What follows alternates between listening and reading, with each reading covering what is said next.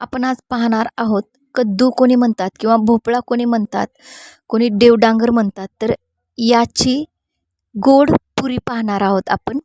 कशा पद्धतीनं करतात, कोणी गोड पुरी म्हणतं. तुमच्या साईडला याला काय म्हणतात नक्कीच मला कमेंट करून सांगा. तर बघा, आतमधून कट करून घेतले मी. त्यानंतर वरची पूर्ण साल काढून टाकलेली आहे, बिया पण काढून टाकलेल्या आहेत आणि स्वच्छ धुवून घेतले. परत आपण कुकरमध्ये पाण्यामध्ये आपण हे वाफून घेणार आहोत, म्हणजेच उकडून घेणार आहोत. तर 2 ते 3 शिट्ट्यामध्ये पूर्ण उकडून झालेला आहे, पाहू शकता. काढून घेऊयात. थंड झाल्याच्या नंतर, पूर्ण शिट्टी झाल्याच्या नंतर, थंड झाल्याच्या नंतर काढून घ्या, नाहीतर वाफ लागून जाईल तुम्हाला. तर परत आपल्याला हे याच्यावरती जे पाणी आहे ते पूर्ण पाणी काढून टाकायचं आहे. आणि त्यानंतर बघा, अशा पद्धतीनं पूर्ण बारीक करून घ्यायचं आहे. पूर्ण बारीक होऊन जातं, पूर्ण पेस्टसारखं बारीक होऊन जातं, कारण ऑलरेडी ते वाफवलेलं आहे, पूर्ण ऑलरेडी उकडलेलं आहे ते पूर्ण. तर त्यामुळं तुम्हाला ही प्रोसिजर करताना जास्त त्रास होणार नाही. तर बघा, पूर्ण रेडी झालेलं आहे आपल्याला पाहिजे तसं. तर मी प्रज्ञा कदम, प्रज्ञाच किचन स्टुडिओमध्ये आपलं अगदी मनापासून स्वागत. तर चॅनेलला नक्की सबस्क्राईब करा, सपोर्ट मला नक्की करा. माझी नवीन नवीन युनिक रेसिपी तुम्हाला नक्की पाहायला भेटतील आणि तुम्हाला नवीन नवीन पद्धतीनं नवीन नवीन रेसिपीज भेटून जातील. तर चला, पूर्ण जे आपण बारीक केलेलं आहे ते एका प्लेटीमध्ये काढून घेऊयात. आणि यानंतर यामध्ये एकही थेंब आपल्याला पाण्याचा टाकायचा नाही आहे.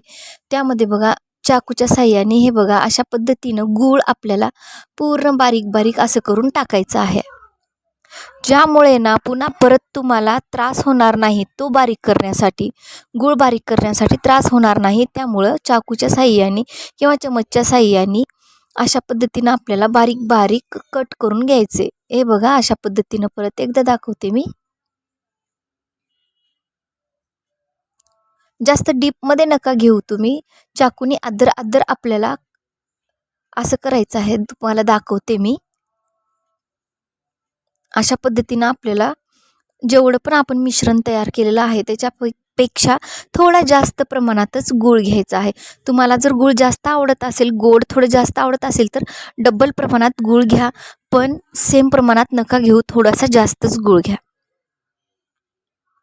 तर आपल्याला हातांनी हे पूर्ण मिश्रण मिक्स करून घ्यायचे, प्रेस करून बारीक करत करत मिक्स करून घ्यायचे. अलगद होऊन जातं हे. थोडंफार आपण जे देवडांगर किंवा कद्दू तुम्ही जे काही म्हणता, ते ऑलरेडी थोडं वाफून घेतल्यामुळं थोडंसं गरम असतं. तर त्यामुळं आपण त्यामध्ये गूळ टाकल्याच्या नंतर ते लगेच पिघळून जातो आणि व्यवस्थित हाताच्या साहाय्याने बघा अशा पद्धतीनं मिक्स करून घ्यायचे. तर लवकरच मिक्स होऊन जातं. बघा, मस्त पाहिजे तसं आपलं अगदी मिक्स झालेलं आहे. मिश्रण पण छान तयार झालेलं आहे. हे बघा, छोटे छोटे यामध्ये खडे आहेत, गुळाचे खडे आहेत छोटे छोटे. तर ते पण असं बघा, मी जसं थोडं थोडं प्रेस करून बारीक करत आहे. अशा पद्धतीनं जर थोडे थोडे खडे असतील तर ते प्रेस करून बोटाच्या साहाय्याने हळूहळू प्रेस करून ते पूर्ण पातळ करून घ्या, पूर्ण विरघळून द्या. आणि त्यानंतर पूर्ण झाल्याच्या नंतर तयार आपल्याला यामध्ये चपातीचं पीठ टाकायचं आहे. जे गहू असतात त्या गव्हाचं पीठ असतं ना, ते आपण यामध्ये मिक्स करणार आहोत. तर आपल्याला किती पीठ टाकायचे यामध्ये, आपल्याला आपण चपाती करताना जसं पीठ मळतो तशाच पद्धतीनं मळायचं. आणि चपाती करण्यासाठी जसं कणिक लागतं, जसं पीठ लागतं, तसंच अगदी तसंच पीठ आपल्याला पाहिजे. पाण्याचा इथं एकही थेंब वापर न करता हे कणिक आपल्याला मळून घ्यायचं आहे. सुरुवातीला बोटांना चिकटेल ते, पण तसंच जसं की आपण पीठ मळतो सेम तसंच मळून घेतले. बघा, अशा पद्धतीनं होतं. जवळून दाखवते मी तुम्हाला. कलर पण सेम असाच येतो. नक्कीच ट्राय करा. ही पुरी अप्रतिम लागते. गोड पुरी तुम्ही नक्कीच करून खा ह्या भोपळ्याची, देवडांगराची. बघा तर पीठ मळून रेडी झालेलं आहे. चला त्यानंतर आपण पुऱ्या बनवूयात. पुऱ्या कशा बनवायच्या? जशा आपण पुऱ्या बनवतो नॉर्मल, सेम तशा पद्धतीनं पुऱ्या बनवा. तुम्हाला काहीही त्रास होणार नाही. हे पीठ चिटकणार नाही. किंवा पुऱ्या करताना असं पूर्ण फेस होणं किंवा पुऱ्या तुटणं किंवा व्यवस्थित न होणं किंवा पुऱ्या कडक होणं असं काहीही होणार नाही. सेम जसं मी सांगितले अशा पद्धतीनं करा. आणि दुसरी एक गोष्ट म्हणजे मी सांगायचे विसरले, जेव्हा तुम्ही पीठ मळताना कोरडं पीठ असतं जेव्हा तुम्ही टाकताना, तर त्यामध्ये ना किंचितसे फक्त 2 विलायचीचे जे दाणे असतात ते तुम्हाला बारीक खलबत्त्यामध्ये कूट करून टाकायचे आहेत. पूर्ण बारीक करायचे, चुरा त्या दाण्याचा चुरा करून टाकून द्यायचा आहे. आणि त्यानंतर पीठ मळायचे. पीठ मळल्याच्या नंतर जसं मी चपाती करत आहे, जसं की आपण चपाती लाटतो आणि चपाती जशी पतली असते तशा पद्धतीनंच आपल्याला करायचं आहे. जास्त जाडसर पण नका ठेवू, जास्त पतली पण नका करू. सेम आपण जशी चपाती करतो ना, सेम तेवढंच करायचे. गोल पण, राऊंड पण आणि चपटं पण, पातळ पण. तर तशी चपाती लाटून घ्यायची आहे. आणि चपाती लाटून झाल्याच्या नंतर बघू शकता मस्त चपाती लाटून झालेली आहे.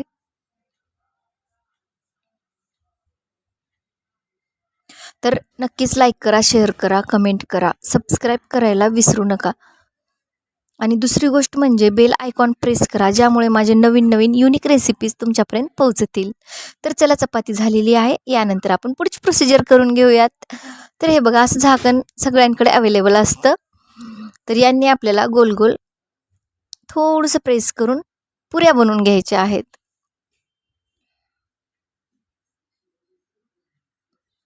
तर एका चपातीमध्ये कमीत कमी 4 ते 5 पुऱ्या बनून रेडी होतात.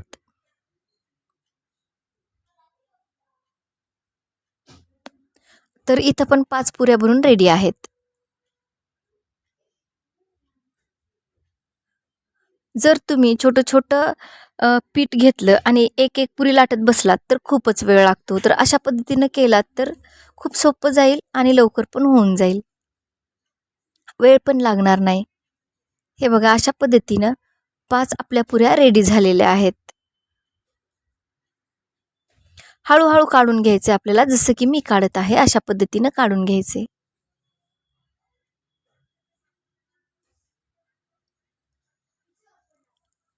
नक्कीच ट्राय करा. सेम पद्धत जशी सांगत आहे तसं स्किप न करता सांगत आहे.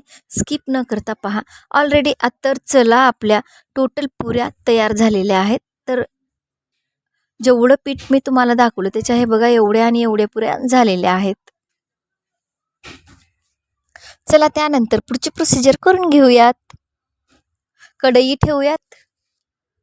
कढई ठेवलेली आहे. त्यानंतर आपल्याला बऱ्यापैकी ऑइल टाकायचे. तर आपल्याला पुऱ्या तळण्यासाठी कढई जेवढी आहे त्याच्या अर्ध ऑइल घ्या. कारण पुरी डीपमध्ये गेली पाहिजे व्यवस्थित तळण्यासाठी.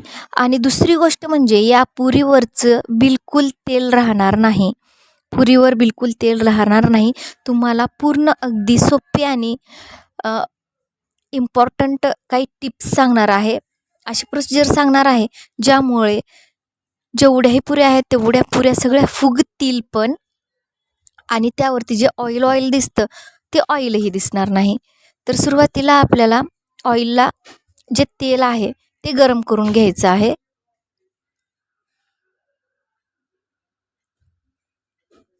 ऑइल बऱ्यापैकी गरम झालेलं आहे. तर चला आपण यामध्ये आता सर्वप्रथम पुरी टाकूयात. हे बघा मी पुरी सोडलेली आहे. अशी पुरी सोडायचे आणि त्यानंतर हे बघा साईडचं जे तेल आहे त्यावरती असं टाकायचे, ज्यामुळं पुरी ही फुगून वरती येईल. बघा अशा पद्धतीनं बघू शकता पुरी किती छान फुगलेली आहे. चला पलटून घेऊयात. आपल्याला सुरुवातीला तेलामध्ये पुरी सोडायचे आणि साईडचे जे तेल आहे ते वरती टाकून द्यायचं आहे आणि पलटून घ्यायचं आहे. परत एकदा पलटून घ्यायचं आहे. जर तुम्हाला पुरी ही कडक पाहिजे असेल, क्रिस्पी पाहिजे असेल तर जास्त वेळ तळून घ्या. तुम्हाला क्रिस्पी पाहिजे नसेल तर जिथपर्यंत मी दाखवत आहे इथपर्यंत तळून घेतली तरी चालेल. तर आपली पुरी तयार झालेली आहे. बघू शकता तुम्ही, पाहिजे तशी गोड पुरी तयार झालेली आहे. जवळून दाखवतेय मी तुम्हाला. हे बघा, अशा पद्धतीने आपण दुसऱ्या पण सगळ्याच पुऱ्या तळून घेऊयात. आणखी तुम्हाला एखादी 2 पुरी तळून दाखवते मी. हे बघा, अशी सोडायची. साईडला जे तेल आहे ते त्यावरती हळूहळू टाकायचे. हां, आणि पुरी सोडल्याबरोबर लगेच टाकायचं नाही आहे. सोडल्याबरोबर ती खाली जाते आणि परत थोडी वर येते. वर आल्याच्या नंतर आपल्याला ते बाजूचं तेल त्यावरती टाकायचे आणि पुरी छान फुगली, थोडाफार ब्राऊन कलर आल्याच्या नंतर ती पलटून घ्यायची आहे. परत एकदा पलटून घ्यायची आहे आणि काढायची आहे. क्रिस्पी किंवा कडक पाहिजे असेल तर ती थोडी जास्त वेळ तुम्ही तळू शकता. टोटल पुरी आपली पूर्ण फुगते. ज्या पद्धतीनं मी सांगितले त्या पद्धतीनं जर तुम्ही केलात, कन्फर्म पुरी तुमची फुगून येईल. बघा, जवळून दाखवते ही पण पुरी. चला, तिसरी एक दाखवते. हे बघा, वरती आली. परत तेल टाकायचे. साईडचं तेल पुरीवरती टाकायचे. बस एवढंच करायचे. बघा हळूहळू कशी फुगते. पलटून घेऊयात. अशा पद्धतीनं सगळ्याच पुऱ्या करून घ्या. टोटल पुऱ्या झालेल्या आहेत. तर तुम्हाला नक्कीच व्हिडिओ आवडला असेल. अशाच युनिक रेसिपीसाठी बेल आयकॉन प्रेस करा. नवीन नवीन रेसिपीज पहा. भेटूयात पुढच्या व्हिडिओमध्ये. तोपर्यंत थँक्यू.